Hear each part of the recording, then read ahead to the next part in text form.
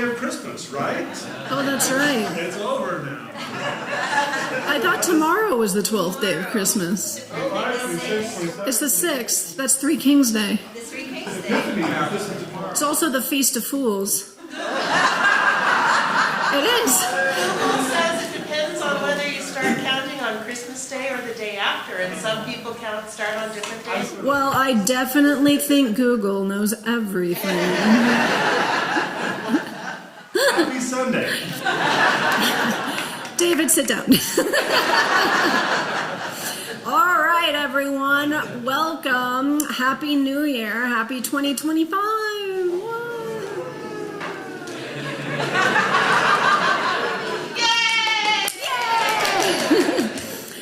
My friends, we have a few announcements to get through before we begin worship together.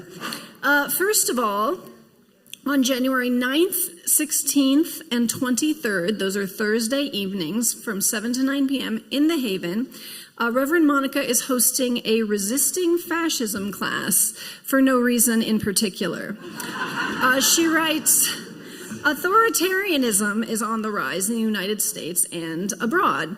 Living in times like these begins with personal practices of resistance and commitments to democracy.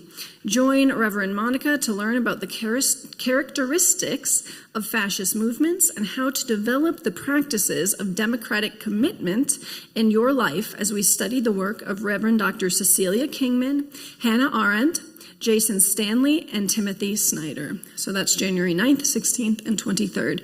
Check your torch for more info. January 10th, that is this Friday, BYOD, the second installation of Bring Your Own Drink / Build Your Own Democracy. 7 to 9 p.m. This one is in Elliott Hall, also hosted by Reverend Monica. The series continues. Bring your own wine, beer, or non-alcoholic beverage and meet others in your community who are interested in building democracy together. This month, power mapping and preparing for the Utah legislative session, which begins on the 21st. And then I have a more personal announcement on Monday, January 13th, so a week from this Monday, January 13th, Salt Lake Acting Company will be performing a staged reading with all the songs of Beloved King, the musical that I wrote. It was actually, the first version of it was actually my thesis for Harvard Divinity School, and it follows the story of young King David and his relationship with Prince Jonathan in the Bible, and it's gay. So you should all go, and it is, you do need to reserve tickets, but they're free. So you just need to go to the Slack website, go to tickets, and just reserve your seats. If you can go, they do expect it to sell out. So, sell out. So I would love to have you all there. So come and tell your friends. Finally, January 15th, Environmental Ministry invites you to attend Great Salt Lake film screenings, The Last Resort, and listen to their voices. This will be Wednesday, January 15th, 6 to 9. It will be at the Cathedral of the Madeleine. And the schedule will be 6 to 7 p.m. refreshments. And this is hosted by the Great Salt Lake Interfaith Action Coalition, of which we are a part, Grow the Flow, and the Youth Coalition for Great Salt Lake, which is also amazing. So it is free. Check it out, January 15th. And now, let us begin our first worship of the new year together. Our chalice lighting today is words from former Swedish Prime Minister Göran Persson. Let our New Year's resolution be this: we will be there for one another as fellow members of humanity in the finest sense of the word.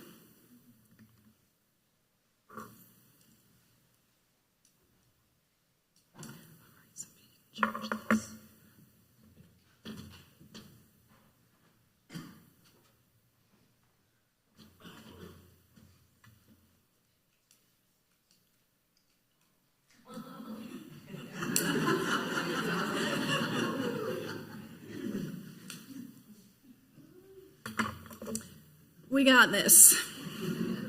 All right, you know, when it's just me and David, sometimes I feel like we're like the two stooges up here. It's like, whoop, whoop, whoop, whoop, whoop, whoop. I don't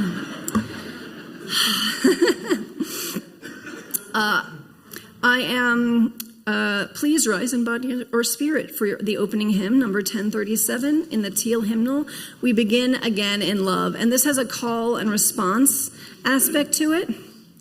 It'll feel a little weird. I'm going to do the call, you do the response. It'll feel a little bit weird the first time, but then you'll get it, and it'll be amazing.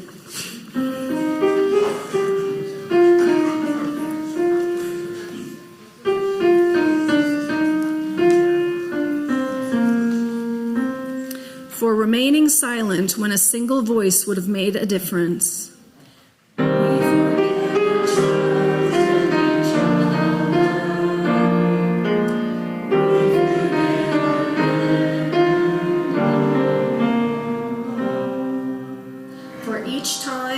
Our fears have made us rigid and inaccessible.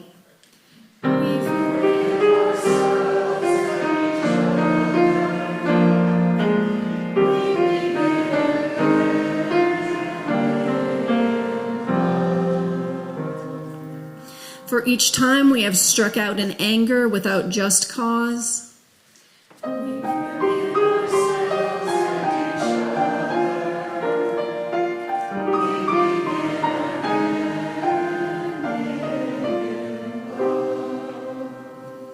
For each time that our greed has blinded us to the needs of others.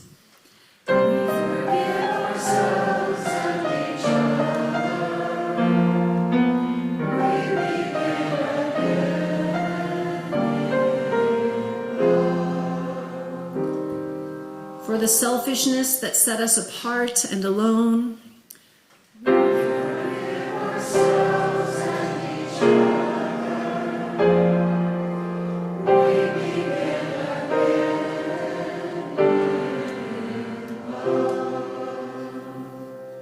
Falling short of the admonitions of the Spirit.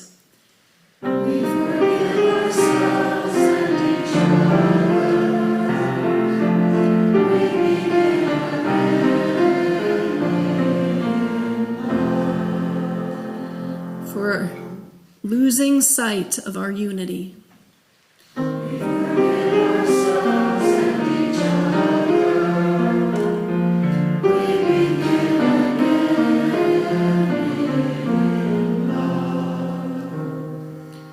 For those and for so many acts, both evident and subtle, which have fueled the illusion of separateness. We forgive ourselves and each other. We begin again.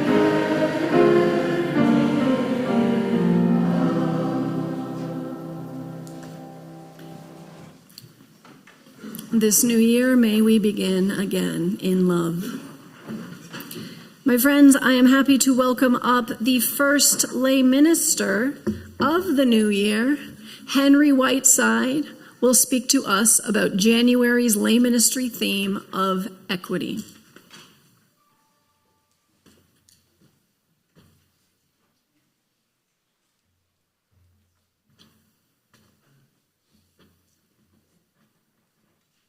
Good morning.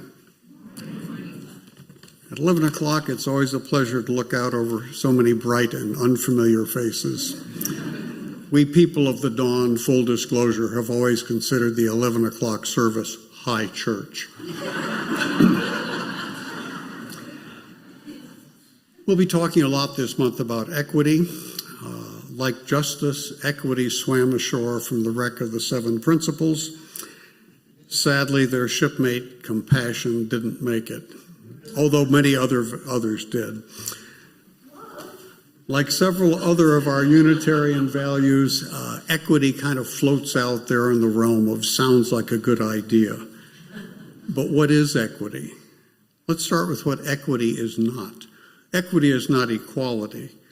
Equality is desirable in many situations, particularly before the law. Equality lends itself to measurement and to comparisons. Equity is not so easily pinned down.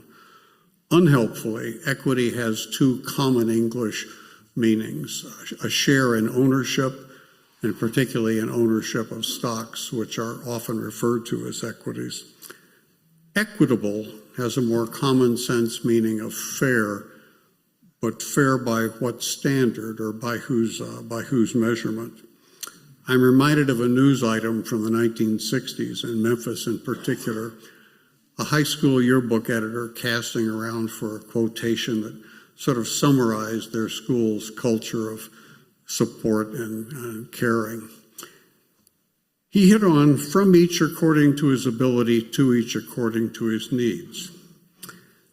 The presses rolled, and 3,600 copies later, it turned out that Memphis in the 1960s wasn't ready for Karl Marx. True story. But to each according to his need actually captures, as one of my fellow lay ministers pointed out, the way all of us deal with our children. They're equal in our love, but all different in their abilities, their needs, their aptitudes. So we respond to them differently. My sister and I would be classic examples, my younger sister. I've used her before in these talks. It never occurred to us, at least at the time, and I don't think since, that one of us was more loved than the other. But my sister was quick in school and in learning things in general. I had to be enticed and coaxed to learn. Reading in particular, classic comics were a staple. I was actually evaluated to see if I had a learning disability. The bad news was that I didn't. In the lingo of the times, apparently I wasn't being challenged. I was asked more than once at school if I was ready to turn over a new leaf. Enough times that I knew the correct answer was yes. I had absolutely no idea why anyone would want to turn over a new, fresh, green elm leaf. So I certainly got more remedial attention from our parents, particularly my mother, and I'm sure that it must have struck my sister at times as unfair. So there we are back at the conundrum, but what's equitable isn't always seen as fair. Is equity the objective of mediation? I've been a mediator for about 25 years, mostly in small claims court, which is sort of the Las Vegas wedding chapel of mediation. Most mediators probably do feel a sense of satisfaction when the settlement strikes us as fair. But the objective of mediation is not fairness. It is a settlement that both parties, having considered their own self-interest, can agree on. If parties will have a continuing relationship, the mediators will usually encourage and support reconciliation. But the mediator's sense of fairness does not enter into it. That's not the point. Steering the parties toward a particular settlement is not the job. At a boarding school I attended, a student who was guilty of drinking alcohol stood before the principal. And that was merely drinking alcohol was usually could be punished by expulsion. The principal said, "Son, I want you to call your father and tell him what you've done." And he had, by the way, not just been drinking alcohol, but had been selling it to other students. "Son, I want you to call your father and tell him what you've done." "Now, sir?" "Now," and handed him the phone. After the call, the principal asked, "Well, will this happen again?" And the answer was, "No, sir." Boy went on to lead an exemplary life as an adult. So what was involved here? Certainly an exercise of discretion.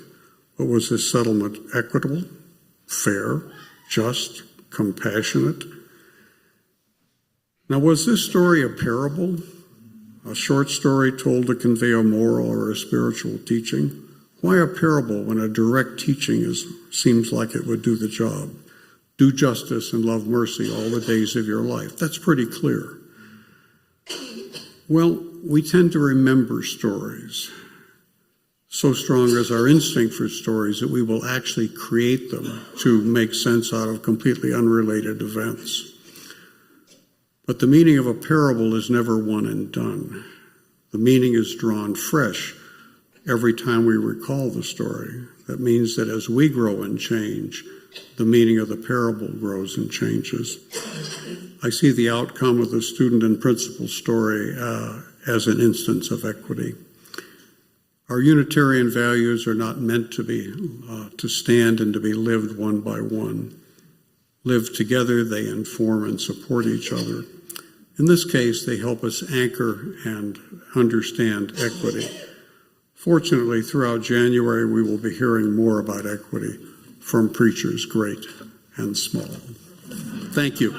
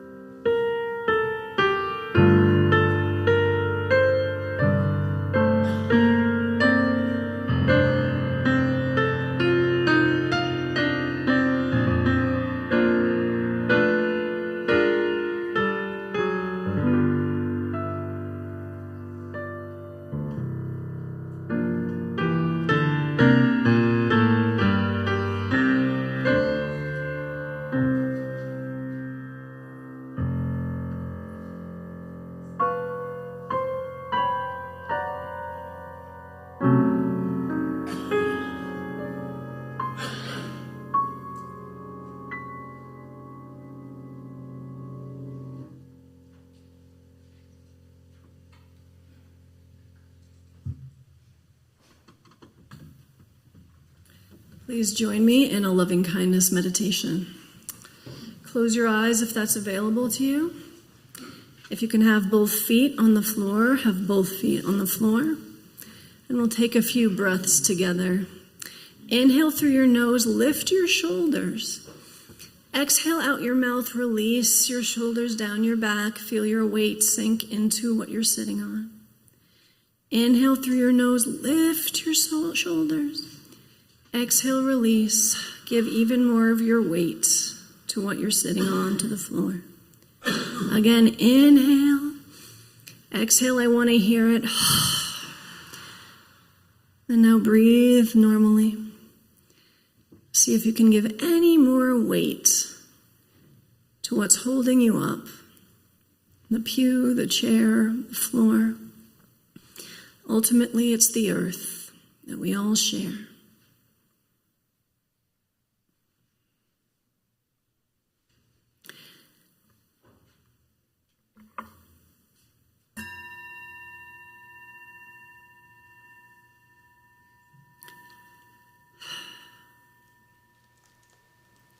And now in your mind's eye, picture someone that you love. No question, you love this person.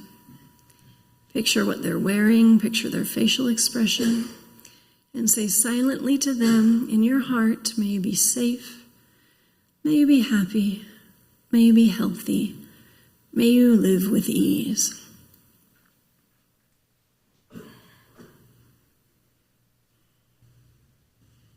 And now picture someone that you like very much, but who's a little farther out in your circles, maybe a more distant family member or a friend. Picture what this person is wearing, picture their facial expression, and say silently to them in your heart, may you be safe, may you be happy, may you be healthy, may you live with ease.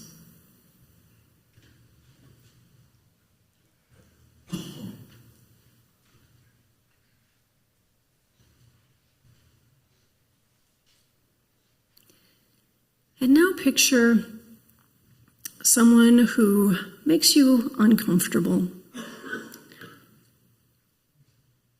Maybe they don't agree with you on a lot. Picture what this person is wearing, picture their facial expression, and say silently to them in your heart, may you be safe, may you be happy, may you be healthy, may you live with ease.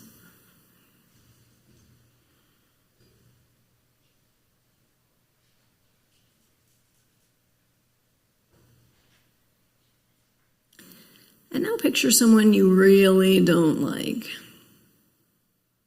Might even say you hate them on a bad day. Picture what this person is wearing, picture their facial expression, and say silently to them in your heart, may you be safe, may you be happy, may you be healthy, may you live with ease.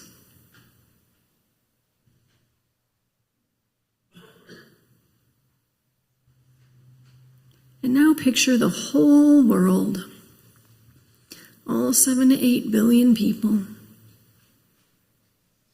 Try to hold all of that joy, all of that suffering, all of that love, all of that fear in your heart, and say silently to the whole world, may you be safe, may you be happy, may you be healthy, may you live with ease.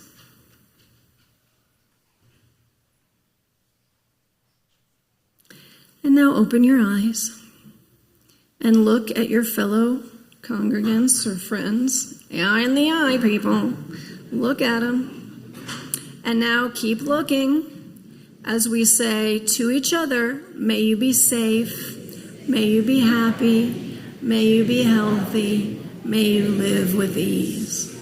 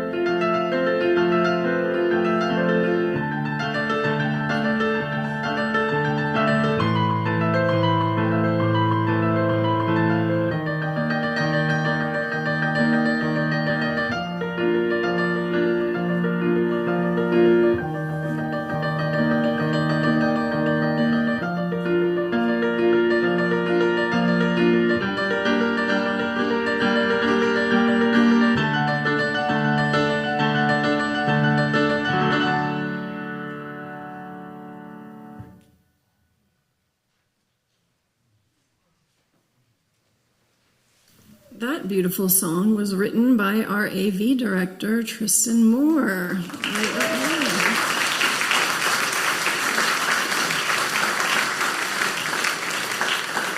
Multi-talented.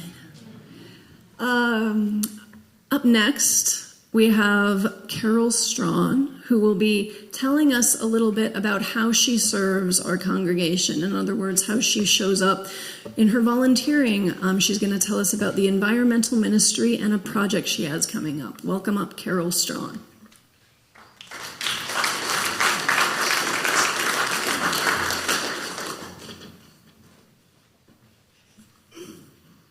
When I showed up at First Church 15 years ago, the first people who reached out to me were Jim French and Joan Gregory. I joined environmental ministry even before I signed the book. Here, I found an anchoring community, a peace, and a calling to work for climate stability and environmental justice in the face of increasingly alarming odds. But even with that ballast, in November 2022, when the Great Salt Lake sank to its lowest level in recorded history, nearly killing all of its wildlife and threatening to turn our valley into a toxic dust bowl, unlivable even for humans, while all of you stayed calm and carried on, I panicked.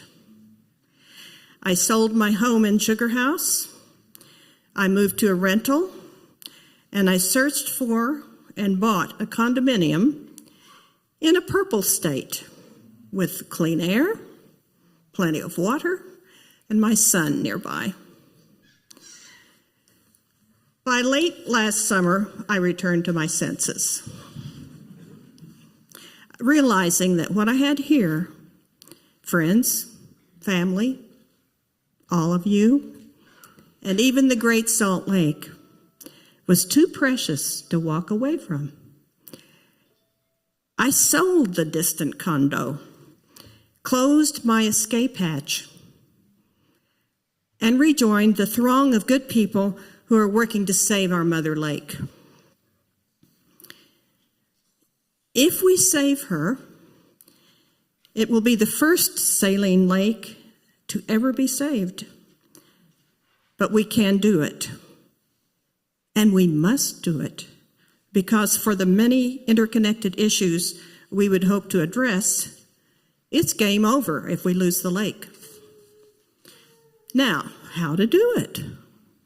Well, Joan says we must raise a groundswell of public outcry that cannot be ignored by our decision makers. And this church is one of the most eloquent voices rising to create that viral consensus in a dozen different ways. If you feel called to help, come to our environmental ministry table and choose your path. And please consider our newest gambit. Since the Utah legislature opens January 21st, for just 45 short days, our representatives need to hear that we, their constituents, hold the health of the lake as a high priority, and that we want concrete and effective scaled actions enough to get enough water to her. Will they listen? My Democratic representative, Hong Nguyen, says yes. If we use our superpower of personal relationships, we can get a lot done. Connecting on common ground is where we start. I believe this because a letter I once wrote sparked a 25-minute visit in a 5-year ongoing dialogue with my climate skeptical Congressman, Chris Stewart. By tuning into his values that he expressed in his religious science fiction novels, I sincerely wrote, as I learn about your life story, Congressman, I see a person who feels that some things are of intrinsic worth beyond a commodity price. So I'm sure you will look at the data with an unbiased eye because of the incalculable stakes for all that we hold sacred. Now, incidentally, at this meeting, the congressman's chief of staff stayed on for an additional 20 minutes to engage with me and the other climate lobby volunteers I had brought with me. At the end, he summarized the consensus we had all come up with as, the science is clear, but the politics are difficult. And within 3 years, he plunged into environmental politics, first at the BLM, and then as the Utah Director of Natural Resources. And in May 2023, Governor Cox appointed him, who was it? Brian Steed. Brian Steed was the chief aide at this meeting with Chris Stewart, and he went on to become the Great Salt Lake Commissioner. Now, did we and others make a difference? I believe we did. Let's see if we can. I invite you to join our environmental ministry team's night writers on January 28th in a proven step-by-step process to craft effective letters to our own legislators on behalf of the lake. Because this church stands up for the interconnected web of existence of which we are all a part, that's why I serve.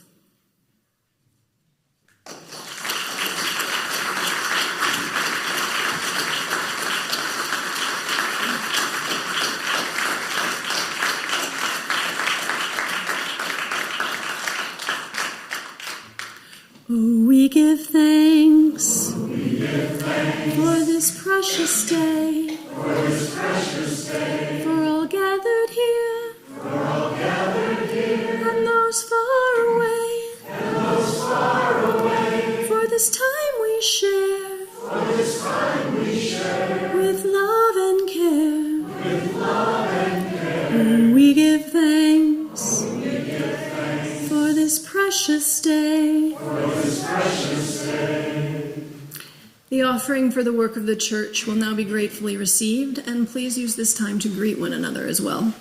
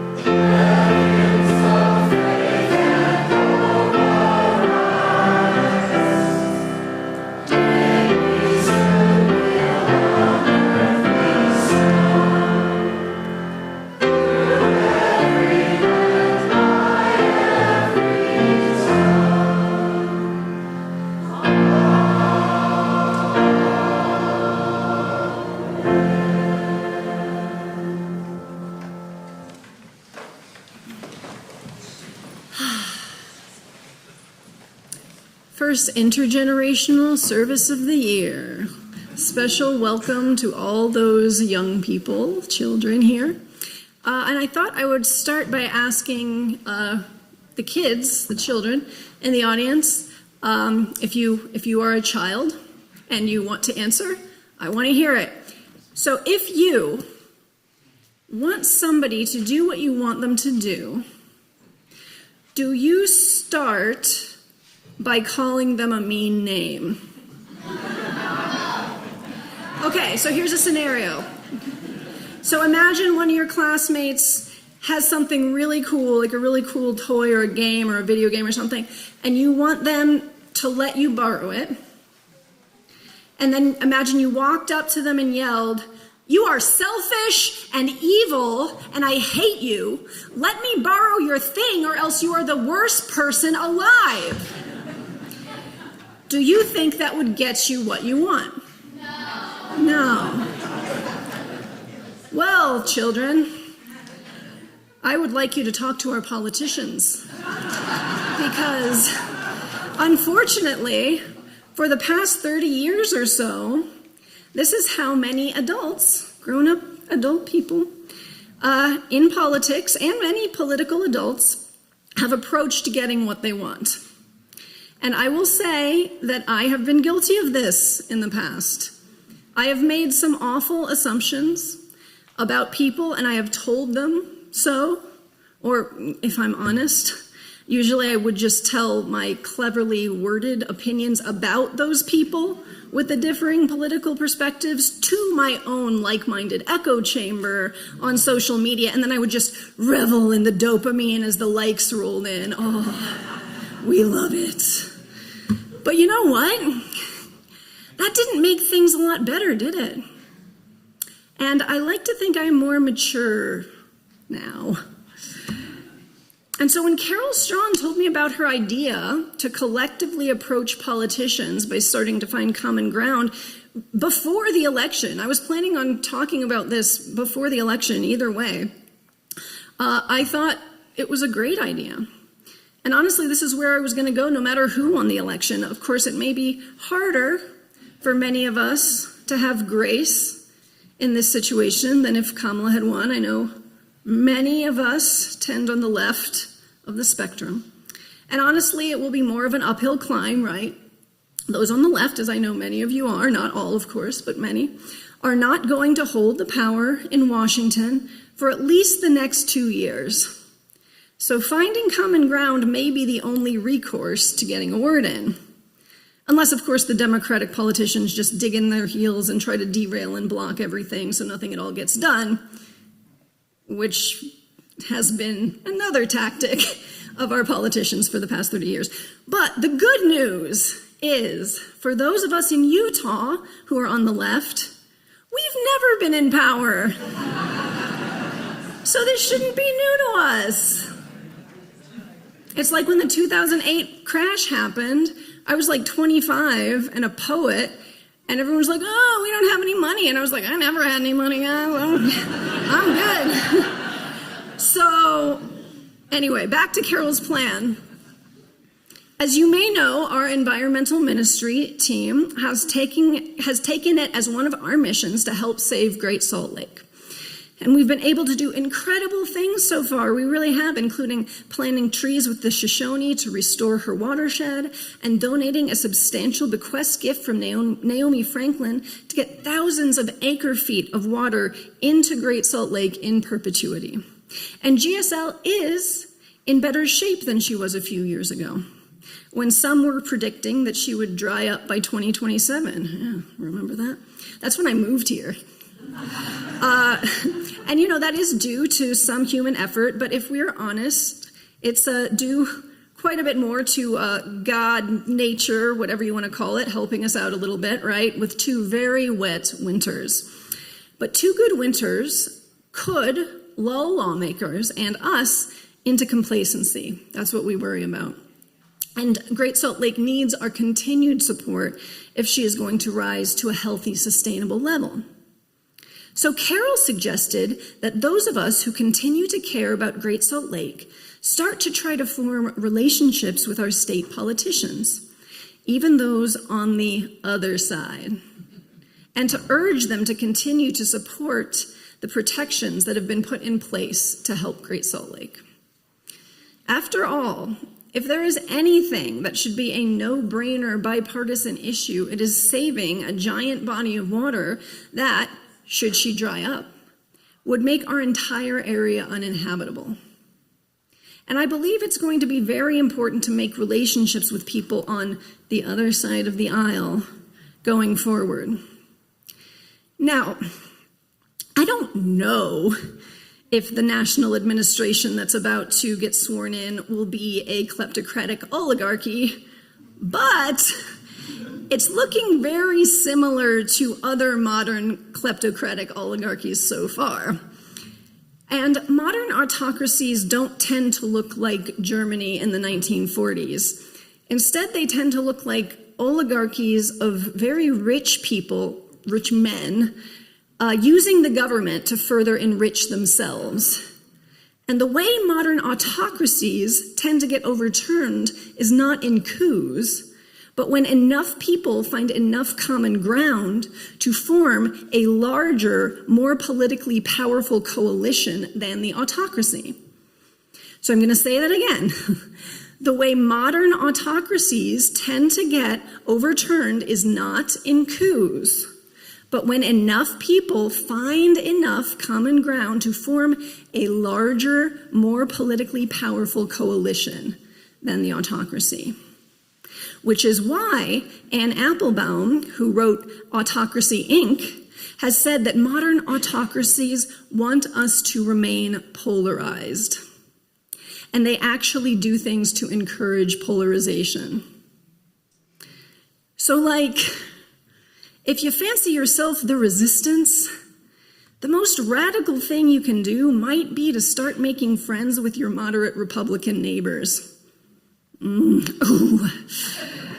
And building relationships with your Republican politicians. Oh, you hate it, I know. I'm sorry, guys. You didn't hire me to tell you what you wanted to hear. You hired me to tell you what I think and believe to be true. Plus, it might be good for your mental health, spirit, and mind.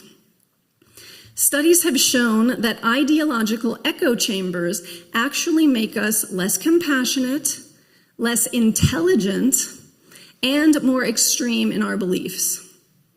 Of course, if you've ever been on social media, you didn't need a study to tell you that.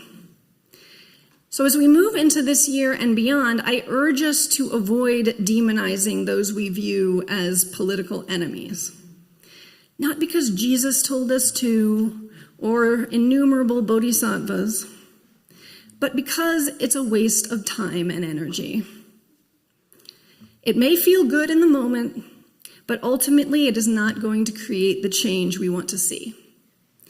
Time and energy spent seething and pontificating about how much better we are than them is time and energy not spent on helping those in need. And I recognize that this may be easier for those who are less targeted personally by policies and rhetoric of the modern conservative movement. If you're a trans person or an immigrant, for example, it might not feel equitable for me to tell you to be kind to people who are putting you in danger. That's fine. I get that. Be where you are. This is a hard situation, and the same response won't be right for everyone. But I do hope that many of you will join us on Teams Night this month. It'll be Tuesday, January 28th. Carole will be there with the environmental ministry team, and they have clear directions and templates for finding your state senators and representatives, finding something that you honestly share in common, and writing a respectful, human letter to urge continued protection of Great Salt Lake. I used it myself, and I found it very helpful and easy to understand to write to Steve Ellison. And so if you've never written a letter to a rep before, this is a great way to get your feet wet in a supported space. And if you have, please join us, because the more we have, the more powerful our efforts will be. And of course, this is only a start. There are many other issues besides Great Salt Lake that will be legislated this season and beyond. But my friends, finding common ground has to start somewhere. You may not even get a response to your first letter, but regardless, it will be a start. At least it will be a start. Well, that is, if you don't open with, "You are selfish and evil, and if you don't give me what I want, then you are the worst person alive." So don't start them like that. So I do hope that you will join us at our next Teams Night. But right now, we're going to find some common ground within this room. So what you are going to do is you're going to find somebody in the room that you might not think you have much in common with. And I know this is a UU church, and many of us are like-minded, at least politically, but try to find somebody that you don't know and who may have a different perspective than you. So if you're young, maybe you find somebody who's older. If you're queer, find a boring heterosexual. Or My brother's straight, I can say that. Or, if all else fails, just stereotype people in their clothing and go from there. And so you're going to, and if you can't find somebody who seems that different from you, just find somebody you don't know or don't know well. And you're going to grab them, and when you find them in 4 minutes, you're going to find something that you have in common. Here's the rub: it can't be political. It can't be politics. Cannot be about politics. Okay? And when you find it, you will write or draw it on the little pieces of construction paper that are at the end of the pews. And here's some more caveats here. Try to get specific. So don't start yet. We're not starting yet. You're going to try to get specific. In addition to not being about politics, I'm like a genie. I have contingencies. You can't bring anyone back to life. You can't. So try to get specific. Do not give me, no, we both like movies. No. If you like movies, what genre? Is there a specific director? You like David Lynch, but you think Mulholland Drive was overrated. Stuff like that. Or, you can get creative. Did you go to the same Hootie and the Blowfish concert in 1997? Or, are you both moms of kids who love monster trucks? I don't know. But I swear, if I see a bunch of we both like reading, I'm going to burn this whole thing. I'm going to light that candle and I'm going to burn it. Okay? We both ship the same characters in A Court of Thorns and Roses. Okay? That's specificity. There we go. All right. Now, when you have your specific thing and you write it on your paper, we are going to make a frickin' paper chain, my friends. We're going to attach it to that, and then we're going to hang it on the wall, literally connecting us by what we share, by our common ground. All right. Find somebody different from you. Find that specific thing. Go.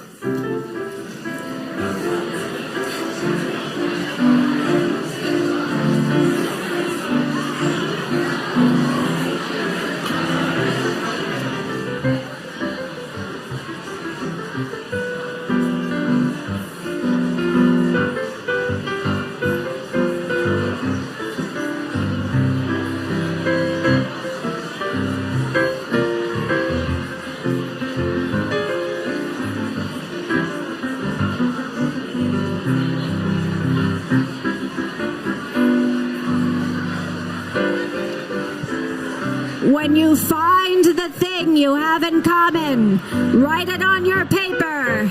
There are 4 staplers at the front of the room.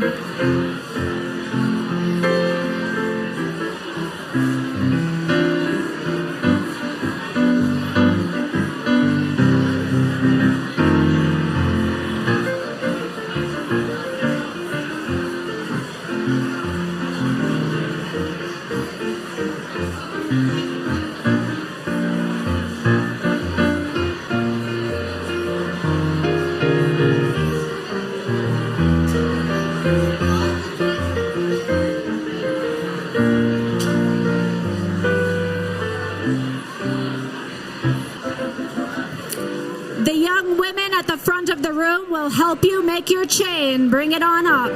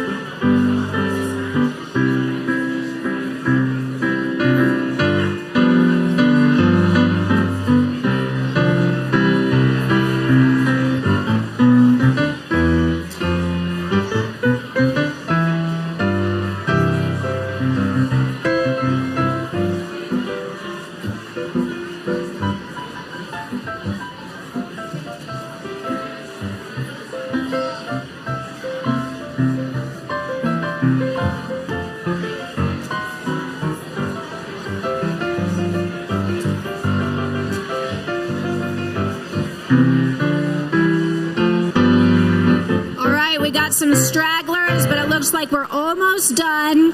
We're gonna attach this last little bit. And the folks in Elliott Hall, go ahead and bring yours in when you're ready, and we'll attach that one too.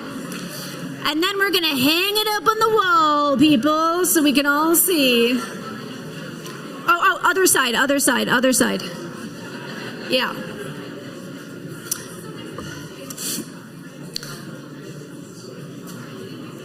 You guys want to see those hooks on the wall? You can just hang it up, and then when those are ready, you can just attach it with the last. Make sure to save the last open one so you can attach it. So is that the last one? Oh, there's more? Okay. All right, one more. So then you'll attach that. Oh, yes, it worked. Okay, great. All right, yeah, so go ahead and we'll super glue it this week. Sort of working. Okay, it's going to be great. All right, everyone. I do encourage you all to check this out after service and see some of the commonalities that you might not have expected. And as we finish, I will do the benediction. May all beings be well. May all beings be content. May our actions be bonded to our deepest values. May we treat others as we would be treated. May we move through each day with compassion toward ourselves, our friends, and our enemies. May each breath bring us closer to our truest selves and to those we love. May it be so.